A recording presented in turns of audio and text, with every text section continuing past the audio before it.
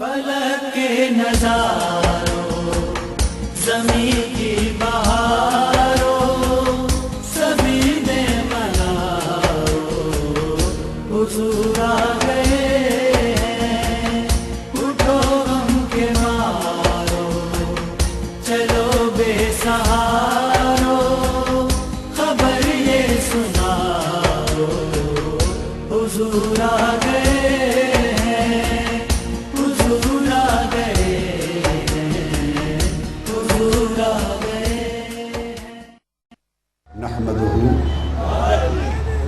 ونصلي ونسلم على سيدنا ومولانا محمد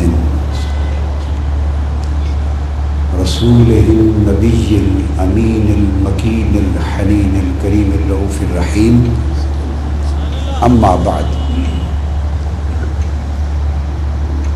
فأعوذ بالله من الشيطان الرجيم بسم الله الرحمن الرحيم لا أقسم بهذا البلد وأنت حل بهذا البلد ووالد وما ولد صدق الله مولانا العظيم.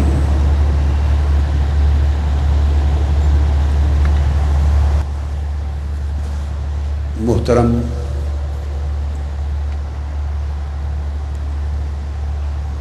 محدث اعظم دمشق فقیہ الشام العارف باللہ الشیخ الکبیر حضرت مولانا الشیخ اسعد محمد سعید الساغرجی دامت برکاتکم، محترم المقام المحقق الکبیر الاستاذ العظیم الشیخ الدکتور شہاب الدین الفرفور استاذ جامعۃ الازہر بدمشق، محترم الداعیۃ الکبیر الخطیب العظم بجامع الاموی الشیخ ابو الخیر الشکری دامت برکاتہ، محترم المقام حضرت علامہ مولانا مظہر اللہ خان صاحب وجیہی خطیب اعظم رامپور انڈیا، وہ میرے بائیں جانب تشریف فرما ہیں، رامپور انڈیا کے عظیم شیخ الاساتذہ اور وہاں کے خطیب اعظم، اور حیدرآباد دکن اور انڈیا سے آئے ہوئے جلیل القدر مہمانان گرامی، معزز علماء زعماء لبرٹی، گلبرگ اور گرد و نواح اور لاہور کے تعلق رکھنے والے تاجر احباب، غلامان مصطفیٰ، عاشقان رسول،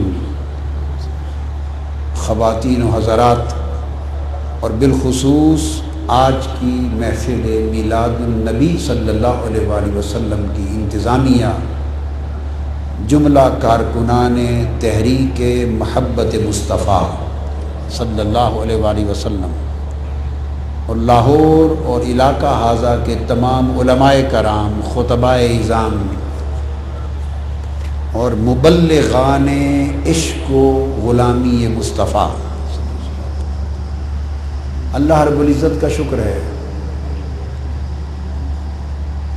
جس کی توفیق سے ہم لبرٹی میں ایک عظیم الشان محفل میلاد مصطفیٰ صلی اللہ علیہ وآلہ وسلم میں جمع ہیں، اور میں تحریک محبت مصطفیٰ کے جملہ کارکنان کو صمیم قلب سے مبارکباد پیش کرتا ہوں۔ ان احباب نے مجھ سے یہ کہا کہ آج کی گفتگو میں اس موضوع پر کروں کہ میلاد النبی صلی اللہ علیہ وآلہ وسلم کی محافل منعقد کرنا، اس کا جشن منانا اور اس کے لیے مسرت و فرحت کے اہتمام کرنا، اس کو سیلیبریٹ کرنا، منانا، اس کی قرآن و حدیث میں اور شریعت اسلامیہ میں حیثیت کیا ہے؟ انہوں نے کہا کہ آج کے حاضرین کو قرآن و حدیث اور شریعت کے دلائل کی روشنی میں یہ مسئلہ سمجھا دیں۔ سو میں ان کی خواہش کی تعمیل میں آج اسی نکتے کو اپنا موضوع بنایا ہے۔ ایک بات آپ سن چکے اور جان چکے، جس کو میں شروع میں بتا دوں کہ آج کی تقریب میں آپ خوش نصیب ہیں کہ عالم عرب کے اکابر علماء اور شیوخ اور محدثین اور محققین موجود ہیں۔ ملک شام اور جامع الازہر سے تعلق رکھنے والے، اور ملک شام اس وقت میرا ایک ایک لفظ نپا تلا ہے، مبالغے پر مبنی نہیں ہے، نہ میں کبھی مبالغے کی بات کرتا ہوں۔ آپ کے علم میں لانا چاہتا ہوں یہ بات کہ ملک شام اس وقت روئے زمین پر علم دین کا اور علم شریعت کا، علم کا سب سے بڑا مرکز ملک شام ہے، دمشق ہے، اور دوسرا تاریخی مرکز پھر الازہر مصر ہے، اور تیسرا علم دین کا، علم شریعت کا بڑا مرکز سرزمین بغداد ہے۔ میں تو بعد میں بیان کروں گا ہی، مگر انہوں نے اپنی زبان سے شہادت دی کہ جشن میلاد مصطفیٰ صرف پاک و ہند میں نہیں منایا جاتا، یہ سارے عالم عرب اور عالم اسلام کا معمول ہے۔ صرف سعودی عرب کے ایک محدود خطے کو چھوڑ کر، اور وہ بھی محض 75 سال سے، آج سے 75 سال پہلے پوری تاریخ میں حرمین شریفین میں بھی جشن میلاد مصطفیٰ آپ سے بڑھ کر دھوم دھام سے منایا جاتا تھا۔ انہوں نے یہ بات آپ کو بیان کر دی، اور میں تو پھر پورے عالم عرب، عالم اسلام میں ان کی محافل میلاد میں شریک ہوتا ہوں۔ دنیا کا کوئی کونا ایسا نہیں جہاں مصطفیٰ کے میلاد کا جشن نہ منایا جاتا، صلی اللہ علیہ وسلم۔ یہ پوری امت کا معمول ہے۔ اس کا انکار کرنے والے احباب عالم اسلام اور عالم عرب میں تعداد کے اعتبار سے آٹے میں نمک کی حیثیت بھی نہیں رکھتے، آٹے میں نمک کی حیثیت بھی نہیں رکھتے۔ اب میں آپ کو اس موضوع کی علمی حیثیت سمجھانا چاہتا ہوں۔ سب سے پہلے جو نقطہ میں واضح کروں گا، سب سے پہلے ایک بات ذہن نشین کر لیں کہ بعض ذہنوں کو ایک مغالطہ ہے، اور وہ یہ کہ اسلام میں یہ جو سیلیبریشن ہوتی ہے، سیلیبریشن، بعض مواقع کو منانا، سیلیبریٹ کرنا، بعض لوگ سمجھتے ہیں کہ سیلیبریشن یہ اسلام کی روایت نہیں ہے، یہ علاقائی، جغرافیائی یا پاکستان اور ہندوستان کی ثقافتی روایت ہے۔ سیلیبریشن کا تعلق اسلام سے نہیں ہے۔ پہلے اس نقطے سے شروع کرتے ہیں۔ یہ بات ذہن نشین کر لیں کہ سیلیبریٹ کرنا، کسی شے کو منانا، اس کی یاد کو منانا اور ہمیشہ تکرار سے منانا، یہ عین اسلام ہے، عین اسلام ہے۔ نماز، پنجگانہ نماز، پنجگانہ نماز، پانچوں فرائض، آج آپ کو بتا دوں یہ بھی سیلیبریشن ہے، یہ بھی کسی کی یاد منائی جاتی ہے۔ یہ جو فرائض خمسہ ہیں، نماز پنجگانہ سن لیں، یہ بھی پیغمبروں کی یاد منائی جاتی ہے۔ کتب احادیث میں اور کتب سیر میں آیا ہے، امام جلال الدین سیوطی نے الخصائص الکبریٰ میں روایت کی، اور امام طحاوی نے شرح معانی الآثار میں روایت کیا، اور دیگر بہت ساری کتب میں، حدیث کی کتابوں میں اور سیرت کی کتابوں میں ہے کہ نماز فجر یہ حضرت آدم علیہ السلام کی یاد منائی جاتی ہے، کہ حضرت آدم علیہ السلام کی توبہ جب قبول ہوئی تو فجر کا وقت تھا، اور آپ نے قبول توبہ پر 2 رکعت نماز شکرانہ ادا کی، اس 2 رکعت شکرانے کی یاد منانا نماز فجر کے 2 فرض بن گئے۔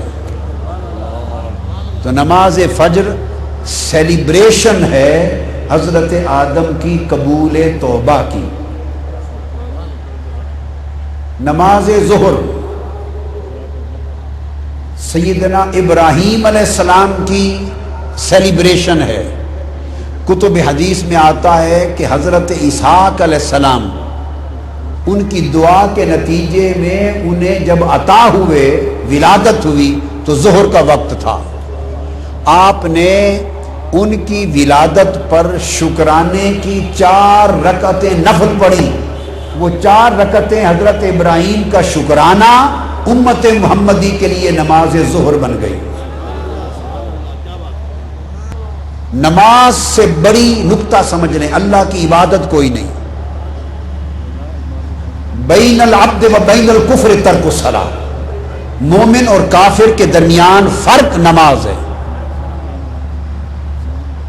افضل العبادات نماز، علامت ایمان ہے، اللہ رب العزت کی عین عبادت نماز۔ اس نماز کو بھی اس نے اپنے محبوب پیغمبروں کی یادگاریں بنا رکھا ہے، ہر نماز کو کسی پیغمبر کے ساتھ منسوب کر رکھا ہے۔ تو ظہر حضرت اسحاق کے میلاد کی یادگار ہے، حضرت اسحاق کی ولادت کی شکرانے کی یادگار ہے۔ پھر نماز عصر حضرت عزیر علیہ السلام 100 سال کی وفات کے بعد دوبارہ زندہ کیے گئے، جس کو قرآن نے کہا کم لبست، قال لبست یوما او بعد یوم، 100 سال کے بعد اٹھے۔ جب انہوں نے دیکھا کہ میں 100 سال کے بعد زندہ ہوا ہوں، تو اللہ کے حضور شکرانے کے 4 نفل پڑھے، تو شکرانے کے 4 نفل حضرت عزیر کے امت محمدی کی نماز عصر بن گئی۔ سمجھ آئی ہے بات کی؟ پھر حضرت یعقوب علیہ السلام، اور بعض روایتوں میں حضرت ایوب علیہ السلام، طویل زمانے کی علالت اور بیماری کے بعد کمزور ہو گئے تھے، انہوں نے 4 رکعت شکرانے کے نفل پڑھے صحت یابی کے۔ مغرب کا وقت تھا، جب 4 رکعت نفل شروع کیے، 3 رکعتیں پڑھی تھی، چوتھی پر اٹھنے کی کوشش کی، اٹھ نہ سکے، کمزور ہو گئے تھے، علالت تھی، بیٹھ گئے 3 رکعتوں پر۔ خدا نے کہا کہ 3 رکعتیں امت محمدی کی نماز مغرب بنا دی۔ پھر حضرت یونس علیہ السلام مچھلی کے پیٹ میں رہے، 40 دن کے بعد مچھلی کے پیٹ سے نکلے، 4 رکعت شکرانے کے پڑھے، امت مصطفیٰ کے لیے نماز عشاء بنا دی۔ اب جو پہلا نکتہ میں نے سمجھایا حدیث کی روشنی میں، کہ نماز سے بڑھ کر اللہ کی عبادت نہیں، نماز سے بڑھ کر اونچی اللہ کی کوئی عبادت نہیں۔ تو جو سب سے عرفہ عبادت ہے نماز، جو معراج المؤمنین ہے، جو معراج المؤمنین ہے، اس نے اس نماز کو بھی مجرد یعنی اپنے نبی کی نسبت کے بغیر نماز بھی قبول نہیں کی. پانچوں نمازوں کو کسی نہ کسی نبی کے ساتھ جوڑ رکھا ہے, پیوستہ کر رکھا ہے. نماز نبی کے ساتھ جڑی تو مصطفیٰ کی امت کا فرض بن گئی. یہ اس کی عبادت ہے. تو یہ نماز پنجگانہ کیا ہے؟ نبیوں کی شکرانوں کی سیلیبریشن, انبیاء کے شکرانوں کی سیلیبریشن ہم سیلیبریٹ کرتے ہیں. ہر روز 5 مرتبہ سیلیبریٹ کرتے ہیں. کن کو؟ نبیوں کو. اور وہ سیلیبریشن ہماری نماز پنجگانہ بن گئی. اسی طرح حج کیا ہے؟ حج مناسک کے حج سارے کے سارے نبیوں کی یادگاریں ہیں. سب مناسک کے حج سیلیبریشن ہے. میں ابھی پہلا وہ نقطہ سمجھا رہا ہوں کہ ذہن کلیئر ہو جائیں. یہ خیال جہالت ہے کہ اسلام میں سیلیبریشن نہیں. اسلام سارا سیلیبریشن ہے. اسلام سارا سیلیبریشن ہے. مناسک کے حج میں اچھا بھلا لباس ہے آپ کا, شلوار ہے, قمیض ہے, عربی جبے ہیں, قبے ہیں, عمامے ہیں, خوبصورت لباس ہے, شیروانی ہے. یہ طرح طرح کے ملک کے خوبصورت لباس ہیں, مسنون لباس ہیں. آپ مسنون پاک طیب طاہر لباس کے ساتھ حج کرنے جاتے ہیں, حکم ہوتا ہے سب لباس اتار دو, سب لباس اتار دو. کیا کرو؟ 2 چادریں پہن لو. باری تعالیٰ کیوں؟ فرمایا میرے ابراہیم کا لباس 2 چادریں تھا. تو حج کا لباس حضرت ابراہیم کے لباس کی سیلیبریشن ہے. پھر کعبے کے حرم میں داخل ہو جاؤ اور کہو لبیک اللہم لبیک. تلبیہ, تلبیہ کیا ہے؟ احادیث میں آتا ہے اور کل کتب تفسیر میں آتا ہے. حضرت عبداللہ ابن عباس رضی اللہ تعالیٰ عنہ روایت کرتے ہیں کہ جب حضرت ابراہیم علیہ السلام اور اسماعیل علیہ السلام نے مل کر کعبہ تعمیر کر لیا, کعبہ کی بنا ہو گئی, تعمیر ہو گئی, تو اللہ نے فرمایا کہ ابراہیم جبل ابو قبیس, اس پہاڑ کی چوٹی پہ کھڑے ہو کر اب لوگوں کو بلاؤ, اذن فی الناس بالحج, لوگوں کو حج کرنے کے لیے آواز دو. ابراہیم علیہ السلام نے پہاڑ کی چوٹی پہ کھڑے ہو کر اس وقت, آج سے 4000 سال پہلے, اس وقت آواز دی. لوگوں سے کہا, لوگوں سے, روحوں سے کہا کہ امرکم اللہ ان تحجوا بیتہ, اللہ نے تمہیں حکم دیا ہے کہ آؤ اللہ کے گھر کا حج کرو. تو حدیث پاک میں آتا ہے جو لوگ زمین پر زندہ تھے, اطراف و اکناف عالم تک ہر ایک نے حضرت ابراہیم کی آواز سنی. جو اپنی ماؤں کے پیٹوں میں تھے, جو اپنی روحیں باپ کی پشتوں میں تھی, اور جو روحیں ابھی مالائے اعلیٰ میں تھی, جس نے آواز سنی وہیں سے کہا لبیک اللہم لبیک. ابراہیم کی صدا کا جواب تھا. 4000 سال گزر گئے. جب وادی مکہ, حرم مکہ میں آپ قدم رکھتے ہیں, خدا کہتا ہے بے شک بلایا ابراہیم نے 4000 سال پہلے تھا, مگر مجھے جواب پسند ہے, تم ہی وہی بولی بولنے لگ جاؤ, کہو لبیک اللہم لبیک. تو یہ تلبیہ کیا ہے؟ سیلیبریشن ہے ابراہیم کی پکار کے جواب کی. آج کوئی حج پہ جانے والا سنتا ہے ابراہیم علیہ السلام کی آواز؟ یاد رکھ لیں, یہ اللہ کی پکار کا جواب نہیں ہے. میں مسئلہ سمجھا رہا ہوں. لبیک اللہ میں حاضر ہوں, یہ اللہ کی پکار کا جواب نہیں ہے. کل حدیث کی کتب اور کل تفاسیر اٹھا کے دیکھیے. میں نے کیا عرض کیا؟ اللہ کی آواز کا یہ جواب نہیں ہے. حاکم المستدرک اٹھا کے دیکھیے, بہقی کی السنن الکبریٰ اٹھا کے دیکھیے, بہقی کی شعب الایمان اٹھا کے دیکھیے, امام طبری کی تاریخ طبری دیکھیے, جامع البیان دیکھیے، عبداللہ ابن عباس کے شاگرد تابعی حضرت مجاہد، ان کی تفسیر دیکھیے، امام سیوطی کی الدر المنصور دیکھیے، امام اسقلانی کی فتح الباری دیکھیے، جو کتاب اٹھا کے دیکھیں۔ بتانا چاہتا ہوں لبیک اللہم لبیک اللہ کی کسی ندا کا جواب بولیے نہیں ہے، ابراہیم علیہ السلام کی ندا کا جواب ہے، اللہ کی پکار کا آواز نہیں ہے۔ پھر کہہ رہا ہوں حضرت ابراہیم کی پکار کا جواب ہے، اور وہ پکار آپ نہیں سنتے، جواب دیتے، تو گویا یہ بھی یادگار ہے۔ پھر اس کے بعد یہی حدیث جو میں نے بیان کی کہ یہ اللہ کی پکار نہیں، ابراہیم علیہ السلام کی پکار کا جواب ہے، یہ مصنف ابن ابی شیبہ میں بھی ہے، امام شوکانی نے بھی اس کو بیان کیا، علامہ آلوسی نے بیان کیا، امام ابن عبد البر نے التمہید میں بیان کیا، امام زیلعی نے اس کو نصب الرایہ میں بیان کیا۔ جو کتاب حدیث کی، سیرت کی، تفسیر کی، فقہ کی جو اٹھا لے، تو یہ ان کی پکار کی سیلیبریشن ہے، ہم جو تلبیہ کرتے ہیں۔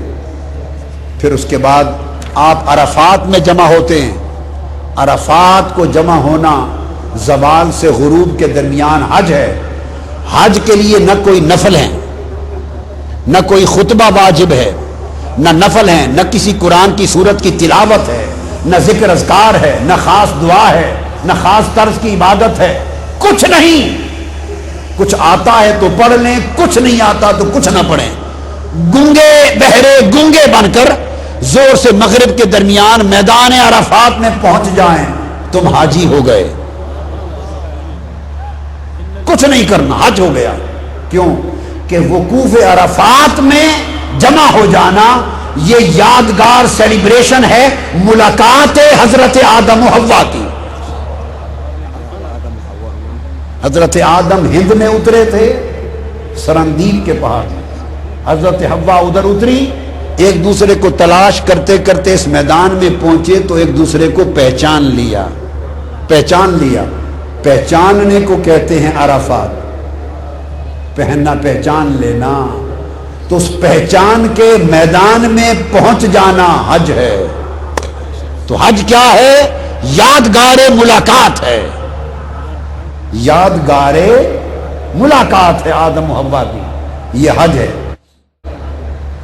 پھر آپ مزدلفہ سے ہو کے مینا آ گئے، اور وہاں مینا شیطان کو کنکریاں مار رہے، کوئی شیطان کھڑا ہے آج، انہوں نے اینٹوں اور پتھر اور کنکریاں اور گارے کا بنا رکھا ہے، اور کہتے ہیں شیطان ہے، کنکریاں مارو۔ کبھی آپ نے عقل سے سوچا؟ آپ 3 دن تینوں شیطانوں کو کنکریاں مارتے ہیں، کبھی سوچا کاہے کی کنکریاں؟ بھئی شیطان تو آیا تھا حضرت اسماعیل علیہ السلام کو روکنے، تو آپ نے کنکریاں مار کے اسے بھگایا تھا، اب نہ شیطان وہاں، نہ آپ کو روکنے والا، نہ ابراہیم و اسماعیل، نہ بھگانے کے لیے کنکریوں کی ضرورت، اب پتھر کے ستون ہیں، انہیں شیطان کا نام دے کے کنکریاں مارے جا رہے ہو، عقل کو گھر رکھ کے آئے ہو، عقل و خیرت کو گھر رکھ کے آئے ہو، کنکریاں مار رہے ہو، کیا اسماعیل کی ایک یاد ہے، ادا کی یاد منا رہے ہیں، ادائے اسماعیل کی یاد منا رہے ہیں۔ پھر ذبح کرتے ہیں، وہ ذبح اسماعیل کی یاد ہے، قربانی کرتے ہیں، احرام اتار دیتے ہیں۔ مقصود بات کا بتانا یہ تھا، پھر آ کے کعبے کا طواف کرتے ہیں، پہلے بھی بعد میں بھی، اور پھر حجر اسود کو چومتے ہیں، پتھر کو۔ اسلام پتھروں سے جان چھڑانے آیا تھا یا پتھروں کو گلے لگانے آیا تھا؟ بولیے۔ اسلام پتھروں سے جان چھڑانے آیا تھا، حرم کعبہ سے سب پتھر چن چن کے نکال دیے تھے، بات سمجھنا، سب پتھر نکال دیے، 2 پتھر ہیں، سارے پتھر اٹھا کے پھینک دیے، 2 پتھر رب نے اپنے کعبے کے اندر سما دیے۔ وہ کیا ہیں؟ دونوں پتھر کسی سے منسوب ہیں، کسی سے منسوب ہیں۔ ایک پتھر کعبے کی دیوار میں ہے، صحیح بخاری کتاب الحج صحیح مسلم کتاب الحج، سنن ابن ماجہ کتاب المناسک، نسائی السنن الکبریٰ، امام احمد بن حنبل کی مسند، بیہقی کی سنن کبریٰ، کل کتب حدیث میں حجر اسود. بولیے پتھر کو چومنا توحید ہے؟ جی پتھر کو چومنا نماز ہے؟ پتھر کو چومنا روزہ ہے؟ کیا ہے؟ کعبے میں لگا ہے پتھر، سیدنا فاروق اعظم پہنچے، یہ بخاری شریف میں، چومنے لگے، چارہ ہی کوئی نہیں، کوئی بھاگ ہی نہیں سکتا پتھر کو چومے بغیر. چومنے سے پہلے کہنے لگے انی اعلم انک حجر لا تضر ولا تنفع ولولا انی رأیت النبی یقبلک ما قبلتک ابدا. اے حجر اسود، میں جانتا ہوں کہ تو ایک پتھر ہی تو ہے، نہ میرا نفع تیرے ہاتھ میں ہے نہ میرا نقصان تیرے ہاتھ میں ہے.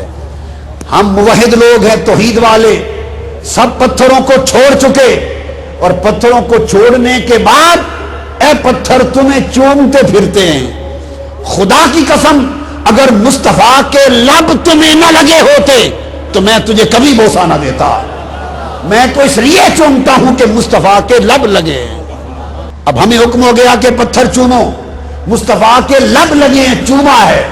اب یہ بات وہ کہہ گئے اور چومتے رہے، مگر یہ بات سمجھ نہ آئی کہ وہ تصور میں حجر اسود کو چوم رہے تھے یا مصطفیٰ کے لبوں کو چوم رہے تھے. سب پتھر نکال دیے، ایک پتھر گاڑ دیا کعبے کے سین میں، اس کا نام مقام ابراہیم. اور اس مقام ابراہیم پر ابراہیم علیہ السلام کے قدموں کے نشان لگے ہوئے ہیں، قدموں کے نشان لگے ہیں. فرمایا واتخذوا من مقام ابراہیم مصلی. تمہارا طواف ہی قبول نہیں ہے اگر تم 7 چکر لگانے کے بعد 2 نفل مقام ابراہیم پہ نہ پڑھو. تو باری تعالیٰ نفل کیسے پڑھیں؟ فرمایا اس طرح سامنے کعبہ ہو اور تمہارے اور کعبے کے درمیان تمہارے سامنے وہ پتھر ہو جہاں میرے ابراہیم کے قدموں کے نشان ہیں. لوگوں، تم نبیوں کے قدموں کے نشانوں سے بھاگنے والے، اللہ والوں کے قدموں کے نشان سے بھاگنے والے ہر جگہ سے بھاگ گئے، مگر صحن کعبہ میں پہنچے تو خدا نے پکڑ لیا، کہا میرے پیغمبر کے قدموں کے نشان سامنے رکھو اور نفل پڑھو. اور وہ نشان کیا ہیں؟ ایک لطیف بات سمجھیں، وہ نشان ابراہیم علیہ السلام کے قدموں کے، وہ میلاد مصطفیٰ کی نشانی ہے.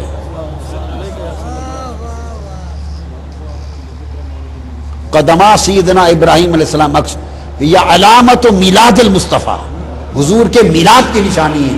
آپ کہیں گے وہ کیسے؟ یہ وہ پتھر تھا جس پہ کھڑے ہو کے ابراہیم علیہ السلام نے کعبہ تعمیر کیا. اس پر کھڑے تھے، تعمیر کیا تو پتھر پگھل گیا اور آپ کے قدموں کے نشان ثبت ہو گئے، پتھر کے سینے میں لگ گئے قدموں. جب کعبہ بن گیا ابراہیم علیہ السلام اسی پتھر پہ کھڑے تھے، اسی پتھر پہ کھڑے تھے. اب عرض کیا باری تعالیٰ میں نے تیرا گھر بنا دیا، اب اجازت ہو تو تجھ سے مزدوری مانگ لیں، مزدوری اجرت مانگ لیں. نحن نسأل اجرا منک لہذا البنا. اللہ نے فرمایا مانگ لو، کیا مانگتے ہو؟ ابراہیم علیہ السلام نے عرض کیا باری تعالیٰ وَجْعَلْنَا أُمَّةً مُسْلِمَةً لَكَ وَأَرِنَا مَنَاسِكَنَا. یہ مانگ کر پھر فرمایا وَابْعَثْ فِيهِمْ رَسُولًا مِّنْهُمْ. میرے مولا مزدوری اتنی دے اس کعبے کی تعمیر کی کہ وہ امت جس میں نبی آخر الزمان آنے والا ہے وہ امت ہماری اولاد سے ہو، اور اتنی مزدوری دے دے کہ مجھے مصطفیٰ کا دادا بنا دے، مجھے مصطفیٰ کا باپ بنا دے.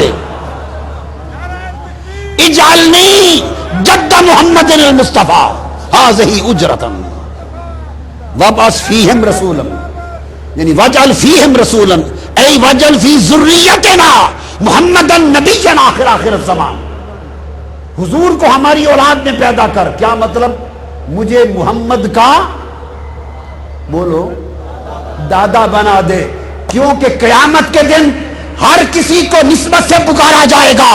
جب میری باری آئے ابراہیم تو مجھے مصطفیٰ کا دادا کر کے پکارا جائے گا.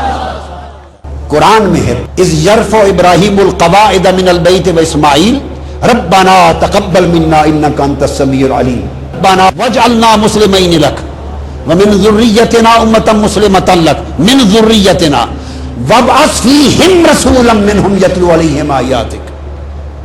میری نسل میں مصطفیٰ بھیج تاکہ میں مصطفیٰ کا دادا بنوں. تو انہوں نے اس پتھر پہ کھڑے ہو کر ولادت کے مصطفیٰ کی دعا کی تھی. یہ ہے نکتہ، هذه النکتہ هو دعا لولادت المصطفیٰ فی ذریتہ اذا کان قائما علی نفس الحجر مقام ابراہیم. حضور کے میلاد کی دعا کی تھی کہ میری اولاد میں حضور کی ولادت ہو. اب اگلی بات غور سے سنیں. اس پتھر کی خصوصیت یہ ہے کہ جہاں کھڑے ہو کر میلاد مصطفیٰ کی دعا کی گئی کہ میری اولاد میں حضور کی ولادت ہو. اب یہ بتائیے ساری زندگی میں ایک ہی پتھر پہ حضرت ابراہیم کے قدم لگے تھے اور کسی پتھر پہ ان کے قدم نہیں لگے تھے؟ وہ تو نبی جس پتھر پہ قدم رکھتا پتھر پگھل جاتا تھا. عمر ساری پتھریلی زمینوں میں گزاری، ساری عمر پتھریلی زمینوں پر لاکھوں پتھروں پہ قدم آئے ہوں گے. حضرت ابراہیم کے کسی پتھر پہ قدم محفوظ نہ رہے. اس پتھر پہ قدم کیسے محفوظ رکھے گئے؟ اس لیے رکھے گئے کہ یہ قدم کے نشان میلاد مصطفیٰ کی دعا سے متعلق، چونکہ اس مقام ابراہیم پر قدمین ابراہیم ہیں، ابراہیم علیہ السلام کے قدم، اور قدم نشان ہے اس دعا کے جو میلاد ولادت مصطفیٰ کی دعا ابراہیم نے تعمیر کعبہ کی اجرت مزدوری کے طور پہ مانگی تھی. حضور کی ولادت کا نشان ہے. اللہ نے کہا سب پتھر نکال دو، میرے مصطفیٰ کی ولادت کی علامت یادگار پتھر ہے، اس کو سین کعبہ میں گاڑ دو. اب تمہارا حج نہیں ہوتا جب یادگار ولادت مصطفیٰ کے قدموں کے نشان کے پتھر کو سامنے رکھ کے نفل نہ پڑھ لو. گویا مقام ابراہیم کی نماز ہر وقت حضور کا میلاد منایا جا رہا ہے. یہ میں نے آپ کو بتایا کہ کس طرح اسلام میں سیلیبریشن کا تصور ہے. یہ پہلا نقطہ تھا جس پر بنیاد رکھی. اب اس سے اگلی بنیاد کرتا ہوں. حضور علیہ الصلوۃ والسلام کی اپنی سنت ہے ایام منانا، دن منانا آقا علیہ السلام کی اپنی سنت ہے. یہ بات آپ سمجھیں.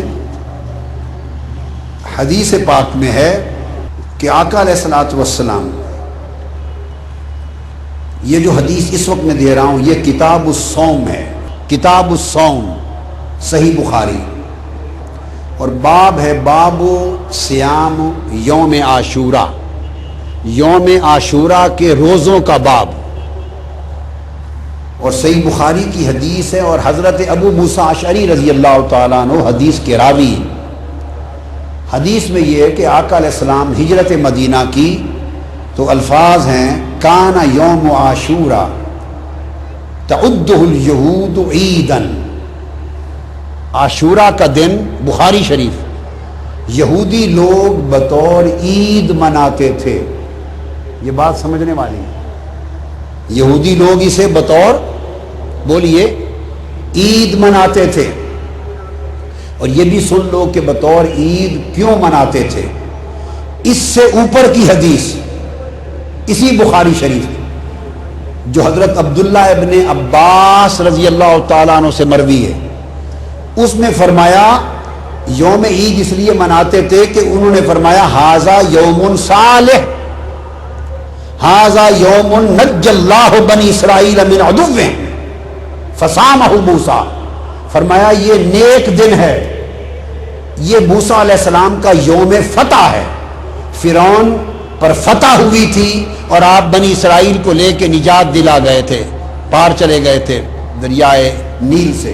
فرمایا چونکہ یوم فتح ہے حضرت موسیٰ کا، اس لیے حضرت موسیٰ نے شکرانے کا روزہ رکھا. اور اب اگلی حدیث میں حضرت ابو موسیٰ اشعری فرماتے ہیں کہ وہ یوم عید مناتے تھے.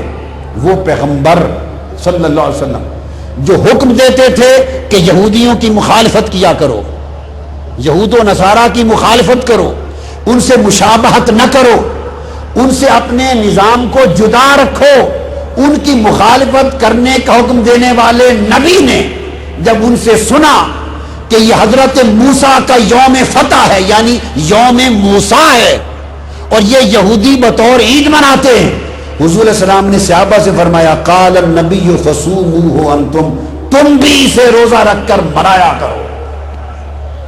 کرو. ان کا یوم عید تھا، یوم موسیٰ تھا، چونکہ حضرت موسیٰ نے روزہ رکھ کے منایا تھا. آقا علیہ السلام نے فرمایا مت دیکھو کہ یہودیوں کا دن ہے، فرمایا ہم یہودیوں سے بڑھ کر حضرت موسیٰ کے حقدار ہیں.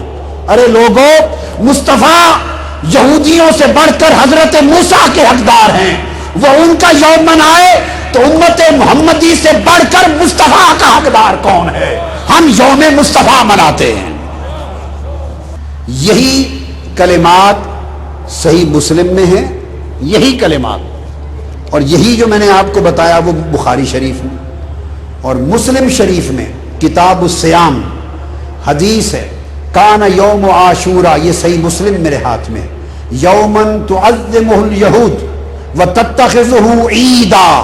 میں زور دے رہا ہوں لفظ عید پر، لفظ عید پر، کہ روزہ تو رکھتے تھے یہود، یوم عاشورہ تو سیلیبریٹ کرتے تھے، مگر الفاظ ہیں کہ اسے عید کا دن بنا کر مناتے تھے. آقا علیہ السلام پیچھے نہیں ہٹے کہ ان کا عید کا دن ہے ہم کیوں سیلیبریٹ کریں، نہیں، نسبت چونکہ حضرت موسیٰ سے ہے، فرمایا میری امت بھی سیلیبریٹ کرے. اور اس دن یہودی عورتیں زیور پہنتی، یہ بھی صحیح مسلم شریف میں ہے، اچھے لباس پہنتی، بطور عید مناتے.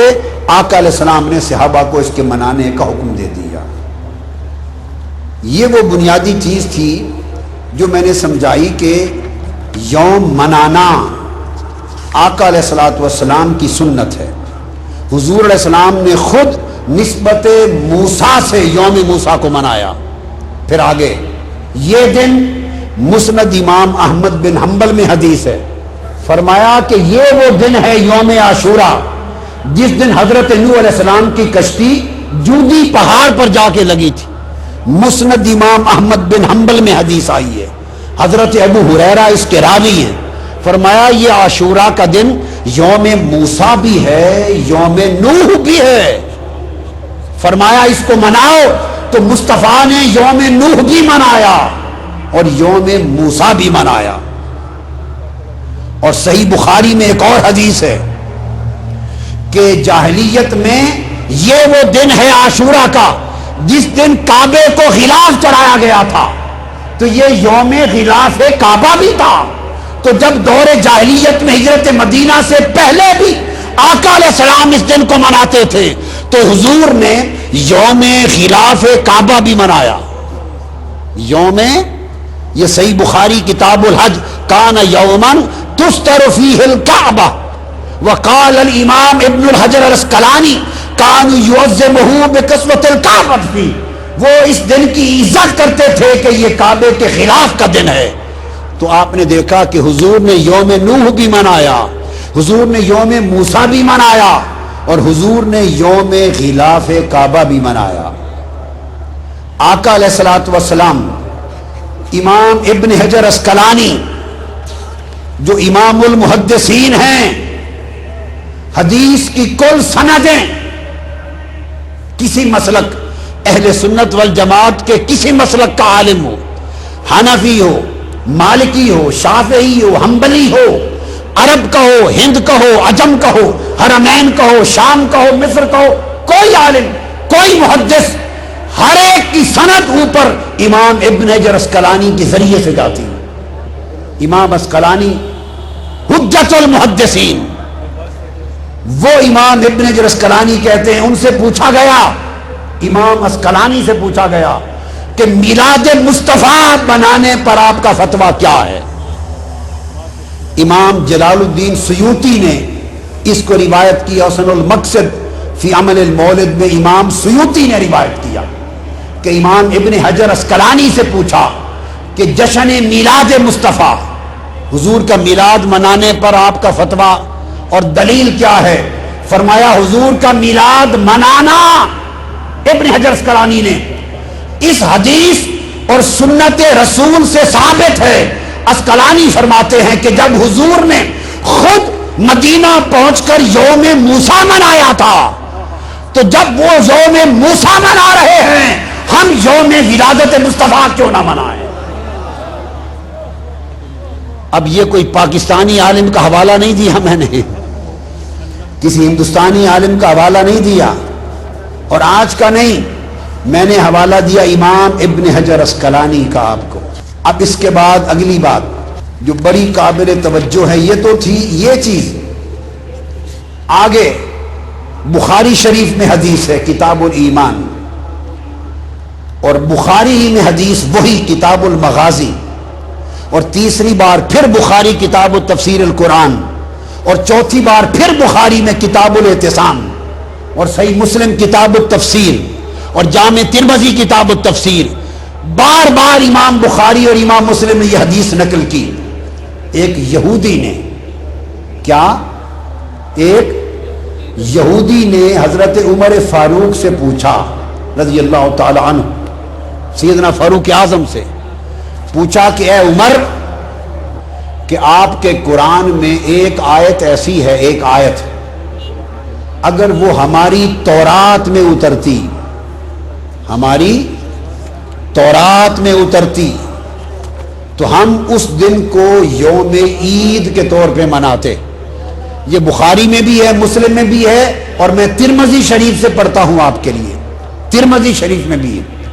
فرمایا کہ ہم اس دن کو یوم عید کے طور پہ مناتے اگر وہ ہماری تورات میں اترتی، حضرت عمر فاروق سے۔ اور دوسری حدیث ترمذی میں یہ بات حضرت عبداللہ ابن عباس سے کہی، ایک آیت ایسی ہے اگر ہماری کتاب تورات میں اترتی تو ہم اسے یوم عید مناتے، تم تو نہیں مناتے۔ حضرت عمر فاروق نے، اور دوسری روایت حضرت میں عبداللہ ابن عباس نے پوچھا بتاؤ بھائی وہ کون سی آیت ہے اگر تمہاری تورات میں اترتی تو تم عید کے طور پہ مناتے؟ تو یہودی نے جواب دیا وہ آیت الیوم اکملت لکم دینکم واتممت علیکم نعمتی ورضیت لکم الاسلام دینا۔ یہ جو تکمیل دین کی آیت ہے کہ آج کے دن میں نے تمہارا دین مکمل کر دیا۔ یہودی کہتا ہے عبداللہ ابن عباس اور اے عمر، اگر یہ آیت ہماری کتاب میں آتی اس دن خوشی سے ہم اس کو عید کا دن بناتے۔ اب آگے سنیے، میں براہ راست بخاری بھی ہے، مسلم بھی، اور ترمذی شریف سے براہ راست حدیث پڑھ رہا ہوں۔ جامع ترمذی کتاب تفسیر القرآن، باب 6 من سورۃ المائدہ، قال قرأ ابن عباس اليوم اکملت لکم دینکم واتممت علیکم نعمتی وعندہ یہودی فقال لو انزلت هذه علینا لاتخذنا یومها عیدا، ہم اس کو عید بنا لیتے۔ قال ابن عباس فإنها نزلت في يوم عيدين، فإنها نزلت في يوم عيدين في يوم الجمعة وفي يوم عرفہ۔ اس نے کہا تم ایک عید مناتے، ہم اس آیت کے اترنے کے دن پہلے ہی 2 عیدیں مناتے ہیں۔ یہ آیت عرفات میں اتری تو یوم عرفات بھی ہماری عید ہے، یہ آیت جمعہ کے دن اتری، جمعہ کا دن بھی مسلمانوں کی عید ہے۔ تو لوگوں، بخاری، مسلم اور ترمذی شریف اور صحابہ کرام بتا رہے ہیں قرآن کی ایک آیت اترے، کیا بولیے؟ قرآن کی ایک آیت الیوم اکملت لکم، دین کس پر اترا؟ بولیے کس پر اترا؟ بولیے اللہ کی نعمت کس پر تمام کی گئی؟ ہمارے لیے دین اسلام کس کے صدقے سے منتخب کیا گیا؟ اور اس نبی پر ایک آیت اتری الیوم اکملت لکم دینکم، صحابہ کہتے ہیں خدا کی قسم اس ایک آیت کے زمین پر اترنے کا دن 2 عیدوں کا دن ہے، اور جس دن ساری آیتوں والا رسول آیا، کل قرآن والا رسول آیا، وہ ایک عید میلاد النبی کیا کروڑوں عیدوں کا دن ہے۔ ساری عیدیں مصطفیٰ کی ولادت کی عید پر قربان ہیں۔ حدیث کے لیے سنو، وہ صحیح، حدیث صحیح ہے۔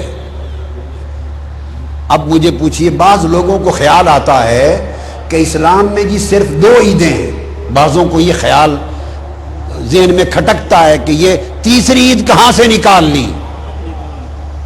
وہ کہتے ہیں تم نے تیسری میلاد النبی کی عید، اور اگر لکھا ہوا ملے عید میلاد النبی تو کہتے ہیں معاذ اللہ شرک ہو گیا، بدعت ہو گئی، عیدیں تو 2 ہیں، تیسری عید کہاں سے آ گئی؟ تیسری عید عبداللہ ابن عباس سے آ گئی، تیسری حضرت عمر فاروق سے آ گئی، بخاری مسلم اور ترمذی سے آ گئی۔ فرمایا عید الفطر ایک عید اور عید الاضحیٰ ایک عید۔ اضحیٰ قربانی عرفات میں ہوتی ہے یا مینا میں؟ بولیے کہاں ہوتی ہے؟ بولیے بھائی، قربانی کہاں ہوتی ہے؟ عرفات میں یا مینا میں؟ مینا میں، تو وہ عید کا دن ہے۔ فرمایا یہ عرفات میں اتری وہ بھی عید کا دن ہے، اور فرمایا جمعہ کے دن اتری وہ بھی عید کا دن ہے۔ تو ایک عید الفطر ہوئی، ایک عید الاضحیٰ ہوئی، ایک عید عرفہ ہوئی، ایک عید الجمعہ ہوئی۔ 4 عیدیں تو حدیث سے ہو گئی، اور یہ ساری عیدیں عید ولادت مصطفیٰ کی غلام ہو گئی۔ سال میں 52 جمعے آتے ہیں، کتنے؟ ہر ہفتے ایک جمعہ آتا ہے، اور ہر جمعہ عید ہے، تو شریعت میں 52 عیدیں ہیں جمعہ کی۔ تو جمعہ کے عید ہونے پر ہمارے ذہن میں کبھی ہیجان نہیں آتا، اور میلاد مصطفیٰ کے عید ہونے پر ہیجان آتا ہے۔ نادانوں کچھ تو سوچا کرو، اور تم پر میرے آقا کی عنایت نہ سہی، ظالم وہ کلمہ پڑھانے کا بھی احسان گیا، حضور سے اتنے دور ہو گئے، مصطفیٰ سے اتنے بیگانہ ہو گئے کہ جمعہ بھی تمہیں عید پسند ہو، عرفہ کی عید بھی پسند ہو، ساری عیدیں پسند ہو، مگر ولادت مصطفیٰ آئے تو عید بجبی ہو جائے۔ اب آئیے، جمعہ کیوں عید بنا؟ آگے چلتے ہیں۔ جمعہ بولیے کیوں عید بنا؟ حدیث سے پوچھتے ہیں کہ جمعہ کا دن عید کیوں بنا؟ آئیے، آقا علیہ السلام نے فرمایا، حدیث ہے سنن ابن ماجہ صحاح 6 کی حدیث، کتاب و اقامت الصلاۃ، طبرانی المعجم الاوسط، امام احمد بن حنبل کی المسند، ابن خزیمہ کی الصحیح، امام حاکم کی المستدرک، کل کتب حدیث میں، اور صحاح 6 ابن ماجہ۔ بتا رہا ہوں کہ جمعہ عید کیوں بنا، یاد رکھ لیں یہ نقطہ زندگی بھر کے لیے، جمعہ عید کیوں بنا؟ آقا علیہ السلام نے فرمایا، حدیث پاک ہے سنیں، حضرت عبداللہ ابن عباس رضی اللہ تعالیٰ عنہ، ہوا یروی، ابن عباس روایت کرتے ہیں، عبداللہ ابن عباس، حضور علیہ السلام نے فرمایا، ان ھذا ای یوم الجمعہ، یہ دن، ھذا یوم عید جعلہ اللہ للمسلمین، اللہ نے اس دن کو عید کا دن بنایا ہے مسلمانوں کے لیے، فمن جاء الی الجمعہ فلیغتسل، اس دن غسل کر کے آیا کرو، نئے کپڑے پہنا کرو، خوشبو لگایا کرو۔ میں 3 باتیں بتاؤں گا، یہ پہلا نقطہ، جمعہ عید کا دن ہے، غسل کیا کرو، نئے کپڑے پہنا کرو، خوشبو لگایا کرو، مسواک کیا کرو، چمک دمک سے آیا کرو۔ کیوں؟ جمعہ عید کا دن ہے۔ ایک حدیث آگے، یا رسول اللہ پھر اور کیا کریں؟ یہ بات غور سے سنیں، یا رسول اللہ پھر اور کیا کریں؟ اور کیا کریں؟ دوسری حدیث سنن ابی داؤد کتاب الصلاۃ باب فضل یوم الجمعہ، اور سنن نسائی کتاب الجمعہ، اور ابن ماجہ کتاب اقامت الصلاۃ۔ حضرت اوس بن اوس روایت کرتے ہیں رضی اللہ تعالی عنہ. پہلی بتایا حضور نے فرمایا جمعہ عید کا دن ہے، اللہ نے بنایا ہے. اب یہ تیسری عید ثابت ہو گئی یا نہیں؟ بولیے. تو دو کہاں گئی پھر؟ جو اسلام میں صرف دو عیدیں ہیں وہ صرف دو کہاں گئی؟ اللہ نے فرمایا جمعہ عید کا دن بنایا ہے، 52 عیدیں جمعہ کی سال میں اور ایڈ ہو گئی، دو کی شرط ختم ہو گئی. وہ عید شرعی ہے، واجب ہے، یہ عید فرحت ہے، عید محبت ہے. اور بتا رہا ہوں کہ پھر آقا اور کیا کریں؟ فرمایا فاکثروا علی من الصلاۃ، جمعہ کے دن مجھ پر کثرت سے درود و سلام پڑھا کرو، عید کا دن ہے. فرمایا جمعہ عید کا دن ہے، نہایا دھویا کرو، نئے کپڑے پہنا کرو اور کثرت سے مجھ پر درود و سلام پڑھا کرو. دو باتیں آ گئیں. یا رسول اللہ یہ بات بھی سمجھ میں آ گئی، یا رسول اللہ یہ بات بھی سمجھ میں کہ جمعہ عید ہے، یوم عید ہے، جمعہ کو غسل کریں، جمعہ کو کثرت کے دن درود و سلام پڑھیں. فہمنا، سمجھ آ گئی. مگر لما نفعل ھذا، لماذا، کیوں کریں؟ یہ عید کا دن کیوں بنا؟ درود و سلام کیوں پڑھا جائے؟ آقا نے فرمایا ان من افضل ایامکم یوم الجمعہ، سب سے افضل دنوں میں یوم جمعہ ہے. کیوں؟ فی خلق آدم، یہ حضرت آدم کے میلاد کا دن ہے، یہ حضرت آدم کے میلاد کا دن ہے. چونکہ پہلے نبی ہیں، میلاد اس لیے پیدائش کا دن، ماں باپ تو نہیں تھے تو ولادت ماں باپ کے طریق پہ نہیں، پیدائش تھی، پیدائش خلقت، تخلیق. اس تخلیق کو استعارتاً سمجھانے کے لیے مولد میلاد کہہ رہا ہوں. چونکہ جمعہ پیدائش آدم کا دن ہے، میلاد آدم کا دن ہے، تو قیامت تک امت کے لیے میلاد آدم کے دن یوم جمعہ کو یوم عید بنا دیا.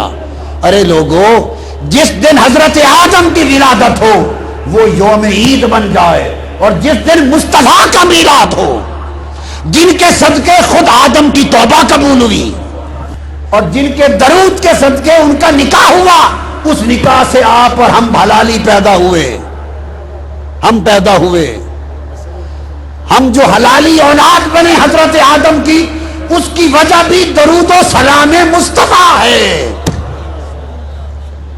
حضور پر درود و سلام نے ہمیں ان کی نسل بنا دیا. تو وہ عید کا دن ہے. نسائی شریف، سیاستہ کی کتاب سنن نسائی، کتاب الصلاۃ، طبرانی میں، امام ابن کثیر نے بھی روایت کیا. حضور علیہ السلام، حدیث ہے، فرمایا کہ معراج کی رات براق پہ سوار ہو کر بیت المقدس پہنچے، القدس. جب وہاں پہنچے تو جبرائیل امین نے عرض کیا یا رسول اللہ یہ خاص جگہ ہے، ذرا نیچے تشریف لائیے. آقا علیہ السلام براق سے اتر آئے. حدیث پاک ہے، حضور نے فرمایا جب براق سے میں اتر آیا فنزلت فصلیت، نیچے اتر آیا، پھر میں نے 2 نفل پڑھے، نماز پڑھی. جب 2 نفل پڑھ کے فارغ ہوا تو جبرائیل امین نے پوچھا اتدری این صلیت؟ صلیت ببیت لحم حیث ولد عیسیٰ. یا رسول اللہ آپ نے بیت لحم پہ نفل پڑھے ہیں اور یہ مکان میلاد عیسیٰ علیہ السلام ہے. جبرائیل امین نے بتایا یہ میلاد عیسیٰ کا گھر ہے، یہاں ان کی ولادت ہوئی تھی.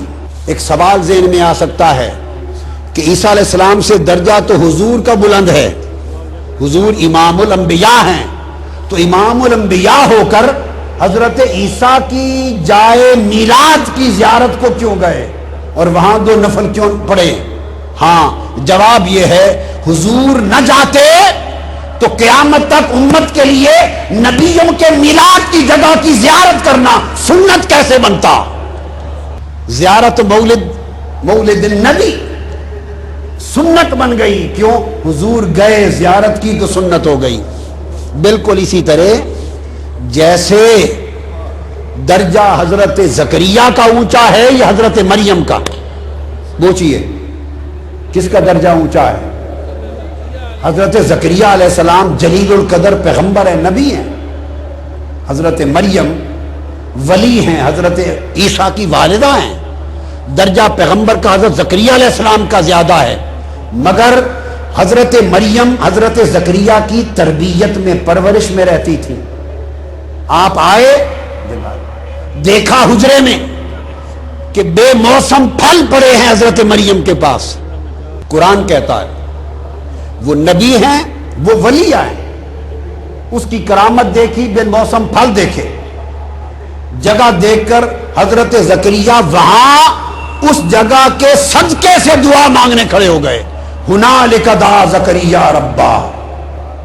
حضرت مریم کی جگہ پر کھڑے ہو کر اللہ کے پیغمبر نے دعا مانگی، مریم کو بے موسم پھل دینے والے رب، مجھے عمر کا موسم بیت گیا پر مجھے بھی یحییٰ کا پھل عطا کر دے.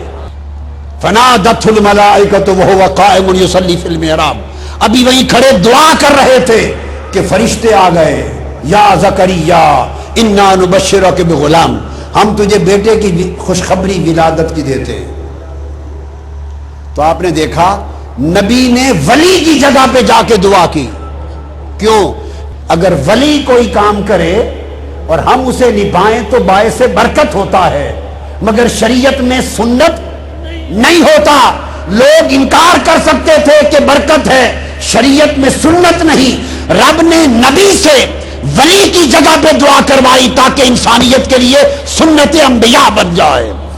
اللہ نے مصطفیٰ کو حضرت عیسیٰ کے مقام میلاد پر بھیجا تاکہ ہمارے لیے میلاد منانا سنت بن جائے.